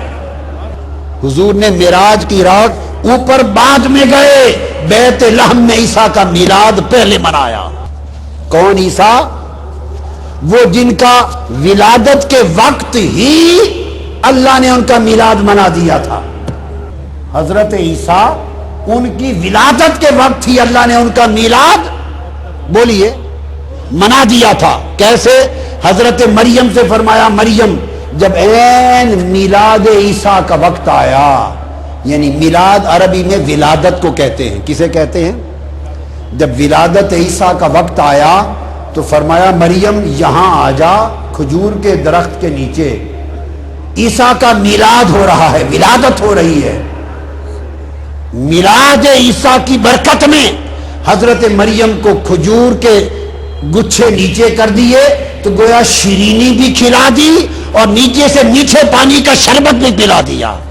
فرمایا نیچے سے چشمہ ٹھنڈے میٹھے پانی کا ہے، یہ میلاد عیسیٰ کا شربت ہے، اور یہ کھجوریں کھا، یہ میلاد عیسیٰ کی شیرینی ہے. اللہ نے شیرینی بھی بانٹی میلاد عیسیٰ پر، شربت بھی بانٹا چشمے کا میلاد عیسیٰ پر. خدا عیسیٰ کا میلاد منائے تو کھجور کی شیرینی اور ٹھنڈے چشمے کے شربت پلائے. اور اس خدا نے جب مصطفیٰ کا میلاد منایا، عیسیٰ کے میلاد پر کھجور بانٹی، مصطفیٰ کے میلاد پر کل عرب میں بیٹے بانٹ دیے، کسی کے گھر بیٹی نہیں کی، سارا سال بیٹے عطا کیے. میلاد مصطفیٰ منایا، خشک درخت ہرے کر دیے، وادیاں شاداب کر دی، کمزور دبلے پترے جانور طاقتور کر دیے، بے اولادوں کو اولاد دے دی. رب نے میلاد منایا. آپ ٹیوبیں کمکمیں لائٹیں لگاتے ہیں تو آپ کمکمیں لگا کر مصطفیٰ کا میلاد مناتے ہیں. خدا نے فرمایا فرشتوں سارے ستارے آمنہ کی چھت کے اوپر کر دو، مصطفیٰ کا میلاد ہے، تم کمکمیں ہو جائیں. یہ تو خدا کا منانا تھا. اب آگے چلیے، حضور نے اپنا میلاد خود منایا. کون ہے جو اس میلاد منانے کو سنت مصطفیٰ ثابت ہو جانے کے بعد انکار کرے؟ حدیث ہے بیہقی شریف، ان کی السنن الکبریٰ، حوالے سنتے آئیے. امام عسقلانی فتح الباری میں، امام عسقلانی تہذیب التہذیب میں، امام عسقلانی تلخیص الحبیر میں، امام مزی تہذیب الکمال میں، تہذیب الاسماء میں، ان تمام کتب میں، امام سیوطی الحاوی للفتاوی میں، امام ذہبی میزان الاعتدال میں، طبرانی المعجم الاوسط میں، مقدسی الاحادیث المختارہ میں کل کتب میں حدیث ہے کہ حضور علیہ الصلوۃ والسلام نے اعلان نبوت کے بعد بکرے ذبح کیے اپنی ولادت کی خوشی میں، اور صحابہ کو اکٹھا کر کے لنگر اپنے میلاد کا کھلایا۔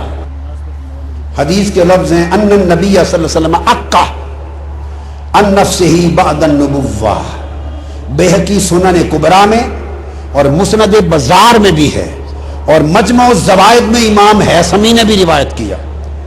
حضور نے بکرے ذبح کیے اور جمع کر کے کل صحابہ کو لنگر میلاد کھلایا۔ بعض علماء نے کہا کہ یہ میلاد کے بکرے نہیں حضور نے کیے تھے، عقیقہ کے تھے۔ بعض یہ سمجھتے ہیں کہ یہ میلاد کا نہیں تھا، یہ بکرے ذبح کر کے جو لنگر کھلایا تھا یہ عقیقہ تھا۔ یہ اگر عقیقہ تھا اور میلاد نہیں تھا، عقیقہ وفات پہ ہوتا ہے یا ولادت پہ ہوتا ہے؟ عقیقہ کس خوشی میں ہے؟ موت کی وفات پر ہوتا ہے یا ولادت پر ہوتا ہے؟ ارے کوئی میلاد کا مانے یا عقیقہ مانے، عقیقہ تو میلاد کی خوشی کا کھانا ہے، ولیمہ شادی کی خوشی کا کھانا، عقیقہ ولادت کی خوشی کا کھانا۔ بعض یہ سمجھتے ہیں کہ یہ میلاد کا نہیں تھا، یہ بکرے ذبح کر کے جو لنگر کھلایا تھا یہ عقیقہ تھا۔ یہ اگر عقیقہ تھا اور میلاد نہیں تھا، عقیقہ وفات پہ ہوتا ہے یا ولادت پہ ہوتا ہے؟ عقیقہ کس خوشی میں ہے؟ موت کی وفات پر ہوتا ہے یا ولادت پر ہوتا ہے؟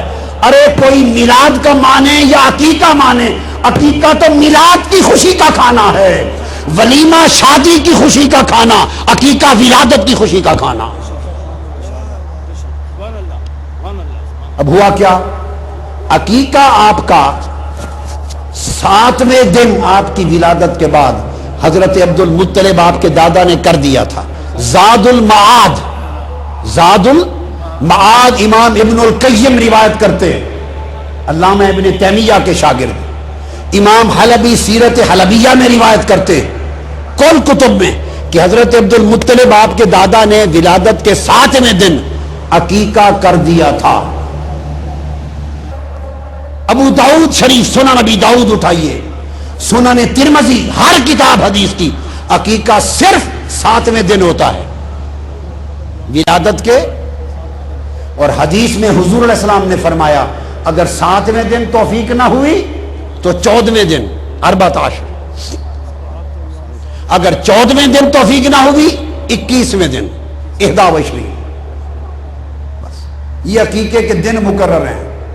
حضور کا عقیقہ 7ویں دن ہو گیا صلی اللہ علیہ وسلم۔ سوال یہ ہے 7 دن بھی گزر گئے، 14 دن بھی، 21 دن بھی، تو 40 سال کے بعد بعد النبوہ، اعلان نبوت کے بعد ابھی عقیقہ کرنا تھا؟ استغفر اللہ العظیم۔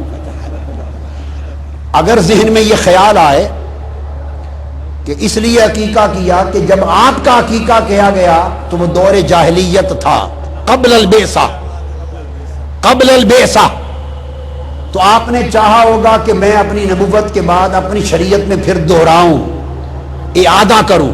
ایک خیال ہے، اس کا جواب دیتا ہوں کہ شاید آپ نے فرمایا کہ وہ بعثت سے پہلے دور جاہلیت میں تھا اور میں نبوت کے بعد دہراؤں۔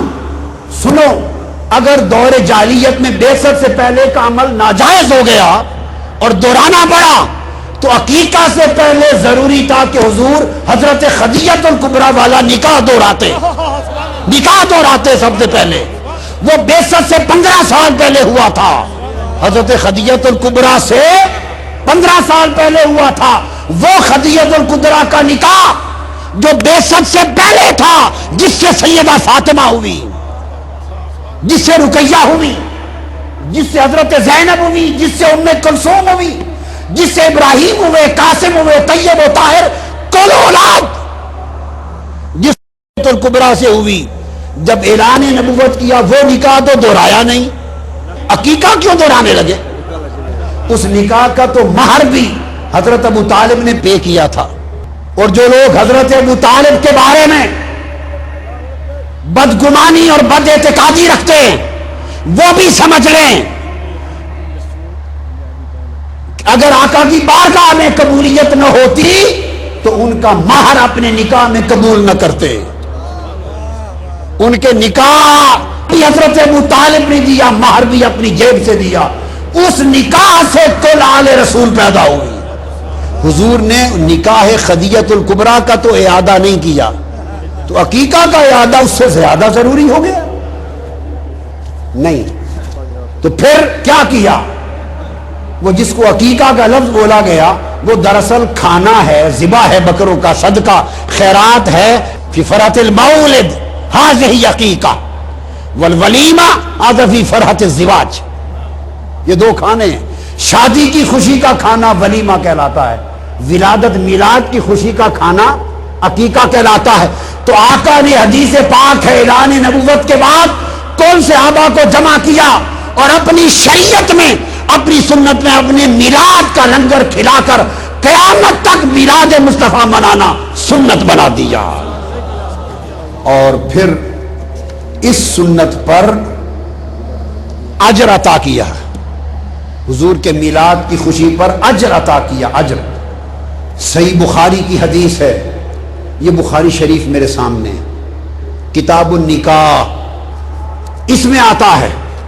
واقعہ یہ ہے کہ آقا کی ولادت کے وقت ابو لہب نے اپنی لونڈی سویبہ کو بھیجا کہ جاؤ میرے مرحوم بھائی عبداللہ کے گھر آج اولاد ہونے والی ہے, جا کے دیکھو اور مجھے خبر دو.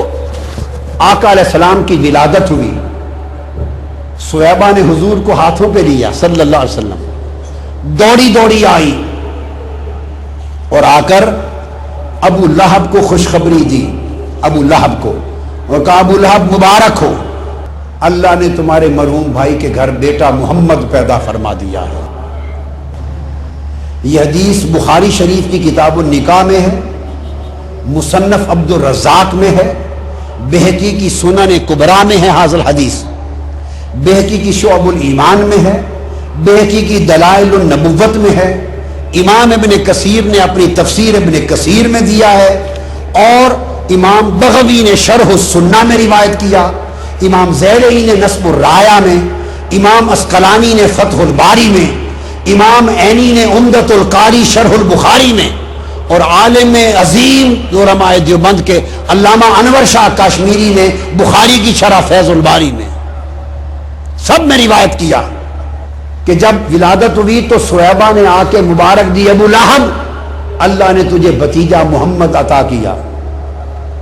ابو لہب نے اپنی ان 2 انگلیوں کے اشارے سے اس کو کہا سویبہ میرے بھتیجے محمد کی ولادت, میرے بھتیجے محمد کے میلاد کی خوشی میں جا تمہیں آزاد کیا. سویبہ آزاد ہو گئی. پھر ابو لہب وہ شخص تھا جس کی مذمت میں قرآن اترا, تبت یدا ابی لہب وتب, بدبختی میں رہا, مر گیا حالت کفر میں. مرنے کے 1 سال بعد حضور کے چچا اور اپنے بھائی حضرت عباس بن عبد المطلب کو خواب میں ملا 1 سال بعد. یہ کل کتب حدیث میں ہے, امام اسقلانی اور امام ابن کثیر نے سب کو جمع کر دیا تمام حدیث کو. سال بعد اپنے بھائی حضرت عباس کو ملا. حضرت عباس نے پوچھا بتاؤ بھائی ابو لہب کفر پہ مرے کیا حال ہے؟ اس نے کہا بڑی بری حالت ہے, برا حال ہے, برا حال ہے. اوپر دوزخ کی آگ, نیچے آگ, آگے پیچھے دائیں بائیں دوزخ کی آگ میں جلتا رہتا ہوں.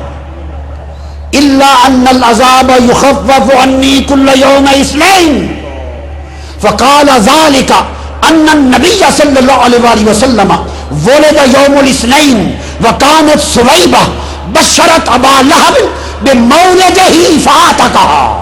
ابو لہب نے کہا کہ پورا سال ہر دن دوزخ کے عذاب میں جلتا ہوں, مگر ہر ہفتے میں جب پیر کا دن آتا ہے اس دن دوزخ کا عذاب مجھ کافر پر بھی, کافر پر دوزخ کا عذاب کم کر دیا جاتا ہے, تخفیف العذاب ہو جاتا ہے. اور میری اس انگلیوں سے ٹھنڈا پانی نکلتا ہے, آگ کا عذاب کم ہو جاتا ہے, اور ٹھنڈا پانی نکلتا ہے.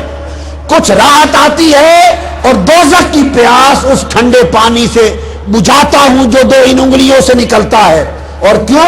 اس نے کہا وجہ یہ ہے کہ پیر کے دن ولادت مصطفیٰ ہوئی تھی، اور جب سویبہ نے آ کر مجھے میلاد مصطفیٰ کی خوشخبری سنائی تو میں نے اس خوشی میں اس کو آزاد کیا تھا. حضور کے میلاد کی خوشی کا عمل آج بھی میرے لیے عذاب کی کمی کا باعث بنتا اور ٹھنڈے پانی کا چشمہ پلاتا رہتا ہے. اب آپ دیکھیے، کافروں کا کوئی عذاب، کافر کا کوئی عمل آخرت میں اجر کا باعث نہیں ہوتا. اعمال الکفرۃ ھباء منثورا، کافر کے عمل کو آخرت میں اجر نہیں ملتا. وہ ابو لہب ہے، کافر کے لیے آخرت میں کوئی اجر نہیں ہے. لیس لہم اجر فی القیامہ وفی الآخرہ للکفار. وہ کافر ہی نہیں، کافروں کا سردار تبت یدا ابی لہب ہے. اور اس نے جو آزاد کیا صہیبہ کو، وہ بھی میلاد النبی سمجھ کے نہیں، بتیجے محمد کی ولادت سمجھ کر اس خوشی میں رب نے کہا ابو لہب تو ابو لہب سہی، بدبخت سہی، پر میرے محبوب کا میلاد تو منایا ہے. کسی کافر کو کسی عمل کا اجر نہیں دوں گا، مگر کافر مصطفیٰ کا میلاد منائے تو اس کا اجر برقرار رہے گا. امام نووی فرماتے ہیں، جن کی کتاب ریاض الصالحین سعودی عرب کی ہر مسجد میں اور کل عرب کی ہر مسجد میں پڑھی جاتی ہے، امام نووی. اور اسی طرح بغوی شرح سنہ میں امام بغوی وہ فرماتے ہیں، امام بغوی ھذا خاص بہ اکراما لہ، یہ خاص حضور کے اکرام میں ہے. ہر کافر کا ہر اجر برباد ہے، مگر کافر ہو اور میلاد مصطفیٰ کا عمل ہو وہ برباد نہیں جاتا. ارے حضور کے میلاد کی خوشی کافر بھی منائے تو آخرت میں اسے بھی اجر ملے، اور اگر حضور کے میلاد کی خوشی مسلمان منائے اور میلاد النبی سمجھ کے منائے تو اندازہ کریں اس کے اجر کا عالم کیا ہوگا. اس نبی کا میلاد مناؤ اور میلاد مصطفیٰ پہ جشن منایا کرو، فلیفرحوا. میلاد مصطفیٰ پہ خوشیاں فرحتیں منایا کرو، میلاد مصطفیٰ کی خوشی میں دیوانہ ہو جایا کرو، مجنون ہو جایا کرو.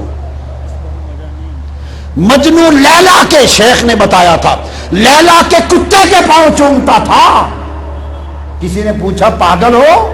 اس نے کہا میں نہیں، تم پاگل ہیں.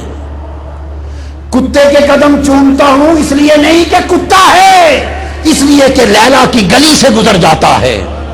ارے عاشق لوگ تو اس نسبت کی قدر کرتے ہیں، اور خدا جو اس کے مصطفیٰ کی ولادت کا جشن مناتا ہے، اس پر صدقہ اور خیرات کرتا ہے، چراغاں کرتا ہے، ولائم کرتا ہے، اپنی خوشیاں مناتا ہے.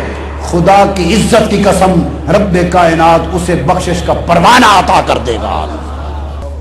اس لیے سنیے کہ مرنے کے بعد حضور سے نسبت جوڑ لو، حضور کی غلامی میں فنا ہو جاؤ، فنا ہو جاؤ،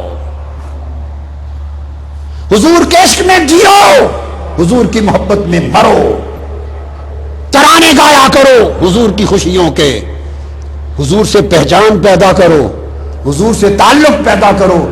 اس لیے کہ قبر میں سن لو، کمپلسری سوال، واجب اور ضروری سوال ایک ہونا ہے، باقی 2 سوال اختیاری ہیں. آئے جواب آ گیا، نہ آیا نہ آیا. مدار مغفرت ایک سوال پر ہے، اور وہ یہ کہ تاجدار کائنات کا چہرہ سامنے ہوگا، پوچھا جائے گا بتا اس کے لیے تو کیا تھا، اس کے لیے تیرا عقیدہ کیا تھا. بخاری نے صحیح بخاری میں 7 مقامات پر یہ قبر میں سوال کی حدیث روایت کی ہے. قبر میں امام بخاری نے ایک مقام کے سوا، کیا ایک مقام کے سوا 6 مقامات پر امام بخاری نے کسی جگہ 3 سوالوں کا ذکر نہیں کیا.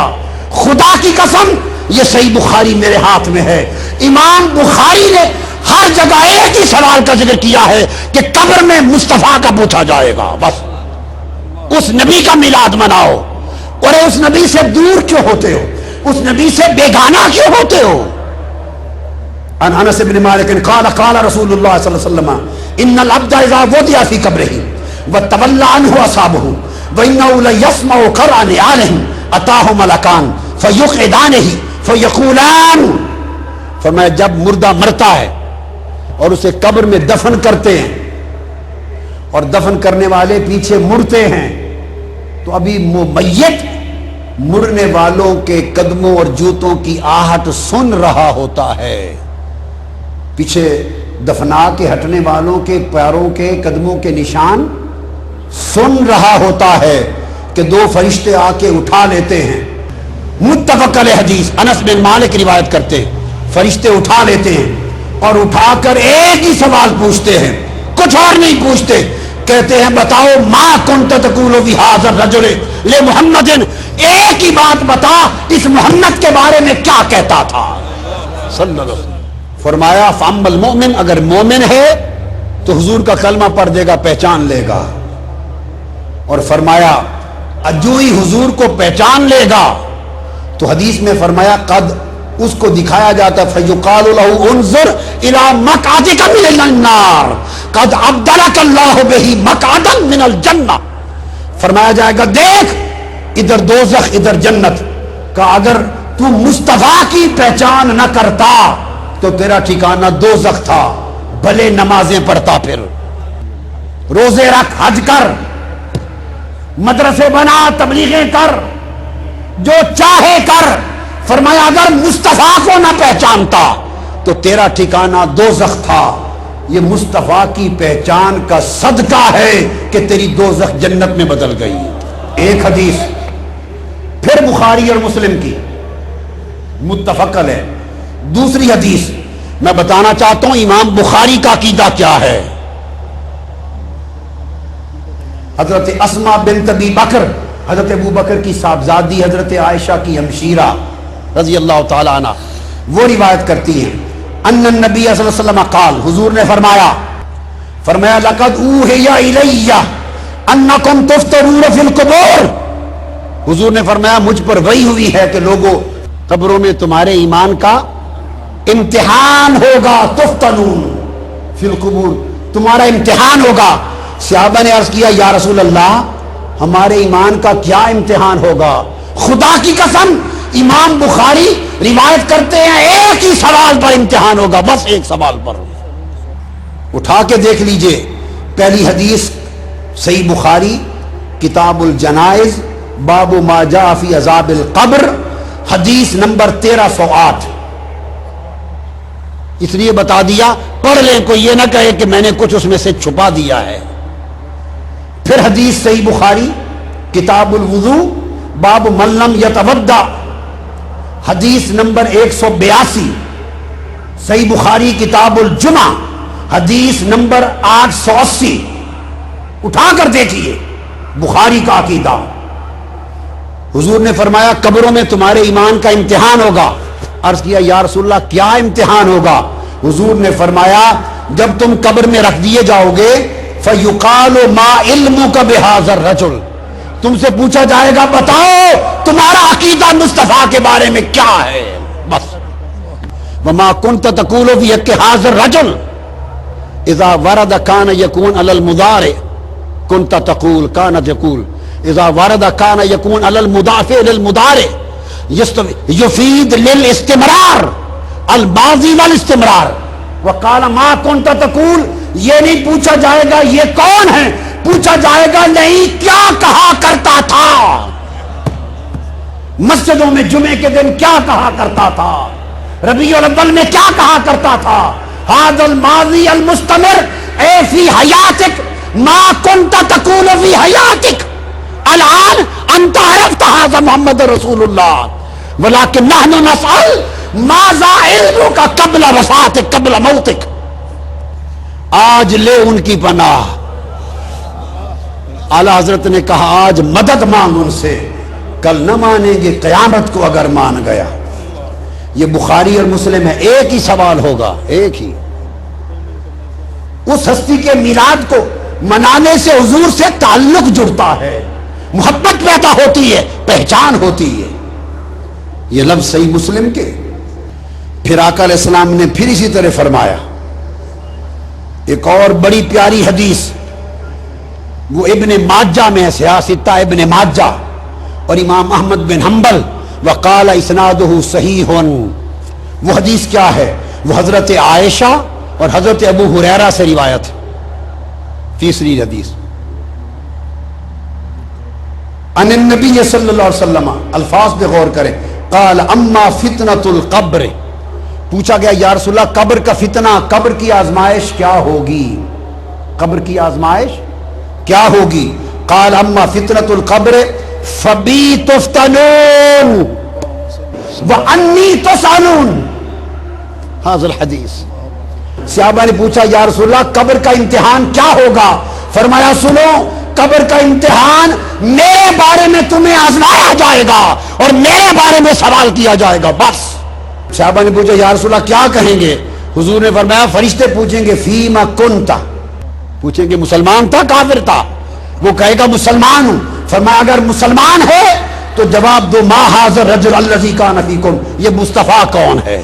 بس اتنی بات پوچھی جائے. اب آپ کو میں آخری بات سمجھا دوں, آپ کے ذہن میں آئے گا کہ پھر 3 سوال کیسے؟ وہ بھی حدیث میں ہے مگر زیادہ ایک ہی سوال. حدیثوں میں 3 سوالوں کا بھی ذکر ہے, من ربک ما دینک, اور تیسرا. اب میں تطبیق کر دوں, تطبیق کہ 3 سوال اور 1 سوال. تطبیق کیا ہے؟ التطبیق بینہما کیا ہے؟ تطبیق یہ ہے جو پہلا سوال ہے من ربو کا, وہ صرف یہ جانچنے کے لیے ہے کہ مومن ہے کوئی مسلمان, رب کو ماننے والا ہے یا کافر ملد اور دہریہ ہے, آتش پرست ہے, سورج پرست ہے, ستارہ پرست ہے, مجوسی ہے, کافر ہے, روسی ہے, کون ہے؟ رب کو مانتا ہے یا اگر وہ کہے گا ہاں میرا رب اللہ, رب کو مانتا ہوں, ایک طرف کر دیا جائے گا. اگر رب کو مانتا ہے تو اس کا مطلب ہے یا یہودی ہوگا یا عیسائی ہوگا یا مسلمان ہوگا. اگر رب کو مانتا ہے من ربوں کا جواب آ جائے تو مطلب ہے یہ یا یہودی ہے یا عیسائی ہے یا مسلمان, رب کو ماننے والا, کتابوں کو ماننے والا ہے. یہ امتحان نہیں ہے, ابھی نکھارا ہو رہا ہے, نتارا ہو رہا ہے, ابھی تقسیم ہو رہی ہے. جیسے میں کہوں بھائی لبرٹی والے ادھر ہو جائیں اور بقایا گولبرگ والے ادھر ہو جائیں, ایسے تقسیم ہو رہی ہے. رب کو ماننے والے ہاں ماننے والا ہوں, اچھا یہ یہودی ہے یا عیسائی ہے یا مسلمان. اگلا سوال ما دینوں کا, یہ بھی امتحان نہیں ہے, یہ بھی امتحان لیس الامتحان ما دینوں کا. یہ پرکھنا ہے کہ اگر یہودی ہے تو بتائے گا ما دینوں کا یہودیہ, عیسائی ہے تو بتائے گا مسیحیہ, مسلمان ہے تو کہے گا دینی اسلام. یہ پرکھنے کے لیے کہ مذہب کیا ہے. جب اس نے کہا دینی الاسلام, میرا دین اسلام ہے, اسے کہا پترا ادھر آ جا, مسلمان ہے, مسلمان آ جا, ہور تیرا امتحان ہوئے گا. ہائے ہائے رونا مک گیا. پہلے 2 سوال خدا کی قسم امتحان نہیں ہیں, وہ الگ الگ کرنے کے لیے ہیں کہ ہے کون, کافر ہے یا مومن. اگر مومن ہے تو اہل کتاب یہودی عیسائی ہے یا مسلمان. جب اس نے کہا مسلمان ہوں تو کہا ادھر آ جا, آ جا میری طرف. اب کھڑا ہو گیا. مسلمان ثابت ہو جانے کے بعد کوئی اور سوال نہیں, ایک ہی سوال ہے. اگر تو مسلمان ہے تو بتا یہ مصطفیٰ کا عقیدہ کیا ہے. بس لو کنت مسلما الان قلت ماذا تقول فی هذا الرجل. السؤالان اولیان کانا للتفریق والامتیاز لیس للامتحان. السؤال والامتحان فقط واحد. آ جا, ایک ہی سوال ہے, مصطفیٰ کے بارے میں کیا کہتا تھا. ختم یہ کرنا چاہتا ہوں کہ یہ حضور کا میلاد منانا ہوا. تو قبر میں بھی تنہا حضور کا پوچھ کر دراصل وہاں بھی حضور کا میلاد منایا جا رہا ہے کہ مانتا تھا یا نہیں. یہ کتاب ہے تاریخ مکہ پر، اور امام محمد بن جار اللہ ظہیرہ القرشی ان کی کتاب الجامع اللطیف مکہ اور کعبہ کی تاریخ پر کل کتب اٹھا کے دیکھیے.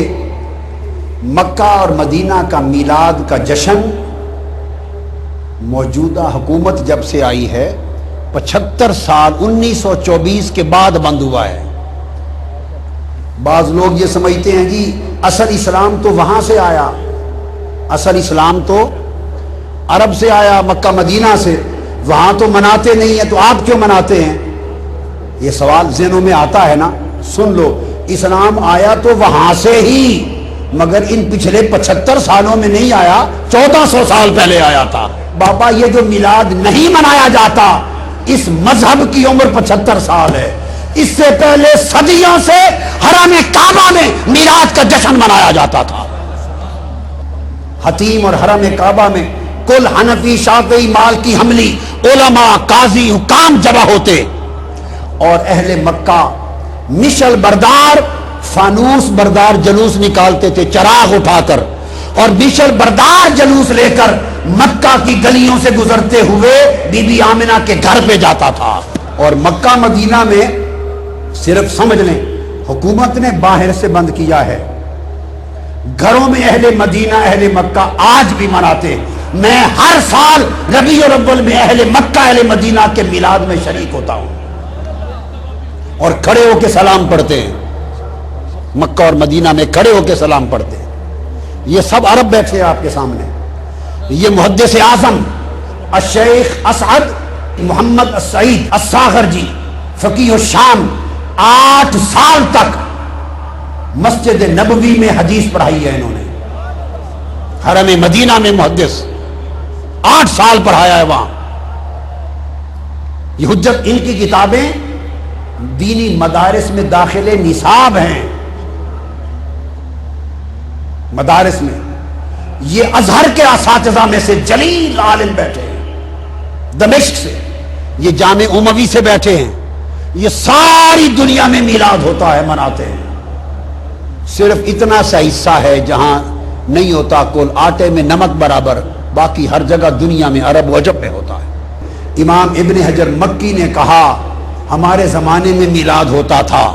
امام زرقانی نے کہا، فرماتے ہیں لا یزال اہل الاسلام یحتفلون بشہر مولدہ ویعملون الولائم ویتصدقون فی لیالیہ بانواع الصدقات ویزرون الزرور والمبرات والمسرات. کل دنیا کہتے ہیں اہل اسلام حضور کا میلاد مناتی، صدقے ہوتے ہیں، ولیموں کی طرح کھانے ہوتے ہیں، شادیوں کی طرح خوشیاں ہوتی ہیں. یہ کل ائمہ محدثین نے یہ تمام تفصیلات بیان کی ہیں. امام قسطلانی نے کہا لا زال اہل الاسلام یحتفلون بشہر مولدہ ویعملون الولائم المواہب اللدنیا. کل عالم اسلام حضور کا میلاد مناتا ہے. ملا علی قاری نے کہا دنیا ساری میلاد مصطفیٰ مناتی، اور فرمایا میں مصر گیا اور پہاڑ کی چوٹی پر بادشاہوں کی ایک محفل میلاد میں خود شریک ہوا.